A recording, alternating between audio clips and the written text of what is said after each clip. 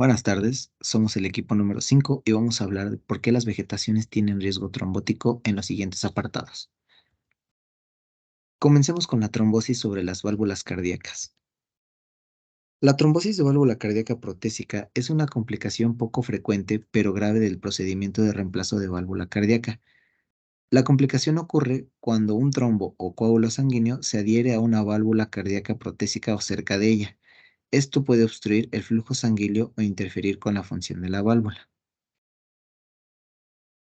Se cree que la trombosis de válvula cardíaca protésica es el resultado de una infección entre componentes sanguíneos y la prótesis o el flujo sanguíneo turbulento dentro y alrededor de la prótesis. En la mayoría de los casos se presenta en los 3 primeros meses de posimplantación. La posición mitral, los episodios trombóticos previos y la suspensión del tratamiento anticoagulante se consideran factores que predisponen su aparición. Igualmente, la trombocitopenia inducida por heparina se ha asociado con la trombosis temprana de la prótesis biológica. Continuamos con el siguiente apartado, que es la endocarditis infecciosa. La endocarditis infecciosa es una infección de la membrana que recubre el interior de las cavidades del corazón, lo que se denomina endocardio o las válvulas cardíacas. La infección que da lugar a una endocarditis puede ser causada por bacterias, hongos u otros microorganismos que penetran en la corriente sanguínea. Posiblemente el término endocarditis bacteriana subaguda o EBC son sinónimos que se han escuchado alrededor de las investigaciones. Estos términos se utilizan para la endocarditis causada solo por bacterias, generalmente los estreptococos del grupo A y no por otros microorganismos. En la mayoría de la gente, la presencia de microorganismos en la corriente sanguínea no constituye un problema, pero si una de las válvulas cardíacas se daña, el cuerpo envía inmunocitos, plaquetas y fibrina para reparar el daño. Este proceso puede dar lugar a una endocarditis si algunos microorganismos presentes en la corriente sanguínea quedan atrapados debajo de las capas de estas células. Los microorganismos atrapados dan lugar a la formación de grumos de tejido dentro del corazón y sobre las válvulas cardíacas. Estos grumos se denominan vegetaciones.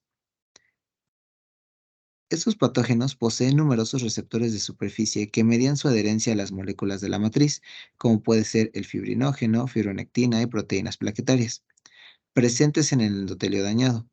Esta interacción es responsable de la activación de los mecanismos de agregación que a la postre determina el crecimiento de la vegetación.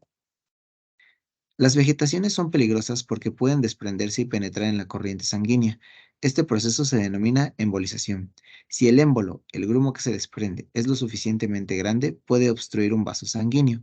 La obstrucción puede reducir el flujo de sangre rica en oxígeno o algunas partes del cuerpo.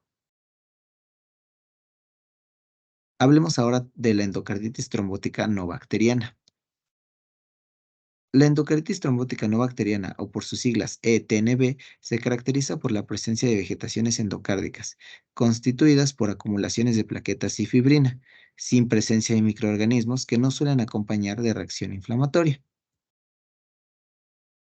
La ETNB es una entidad caracterizada por la presencia de vegetaciones de origen no infeccioso, constituidas por acúmulos de fibrina y plaquetas con alto potencial embolígeno. Aunque la patogénesis exacta de estas lesiones no se conoce, la mayoría de los autores están de acuerdo en que la existencia de un daño valvular previo, sumando a una alteración de los mecanismos de coagulación, puede conducir al depósito de plaquetas y agregados de fibrina sobre el endotelio vascular.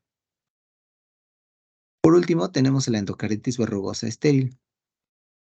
La endocarditis de Lehmann-Sachs, también conocida como endocarditis murántica o verrugosa, es una forma de endocarditis trombótica no bacteriana, por sus siglas NBTE, que implica la presencia de vegetaciones estériles en las válvulas cardíacas.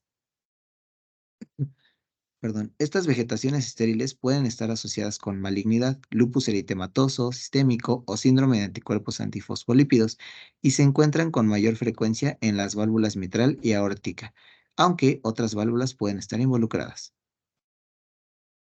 Fue descrita por primera vez en 4 pacientes en 1924 por Emmanuel Lippmann y Benjamin Sachs en Nueva York, también denominada endocarditis trombótica no bacteriana o endocarditis marántica. Describe un amplio espectro de patologías que va desde partículas muy pequeñas vistas solo con un microscopio hasta grandes vegetaciones en válvulas cardíacas previamente normales, como se ha mencionado la mayoría de las veces en la aórtica y mitral.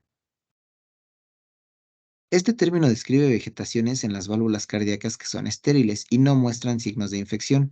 Su desarrollo inicial parece ser una lesión endotelial en el marco de un estado de hipercoagulabilidad. Por tanto, se observan principalmente en pacientes con neoplasias malignas, principalmente tumor sólido como un adenocarcinoma, lupus eritematoso sistémico, que se describió por primera vez en mujeres en 1985, y síndrome de anticuerpos antifosfolípidos. La endocarditis trombótica no bacteriana se asocia con frecuencia a un estado de hipercoagulabilidad. La patología inicial detrás de NBT no está clara y necesita más estudio. Sin embargo, parece deberse a una lesión endotelial por citocinas circulantes como TNF, factores de necrosis tumoral o interleucinas en un paciente en estado de hipercoagulabilidad, lo que resulta en el depósito de trombos plaquetarios y moléculas inflamatorias en las válvulas afectadas.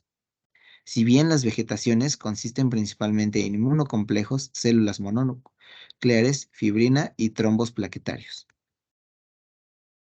Esto ha sido todo por nuestra parte. Muchas gracias.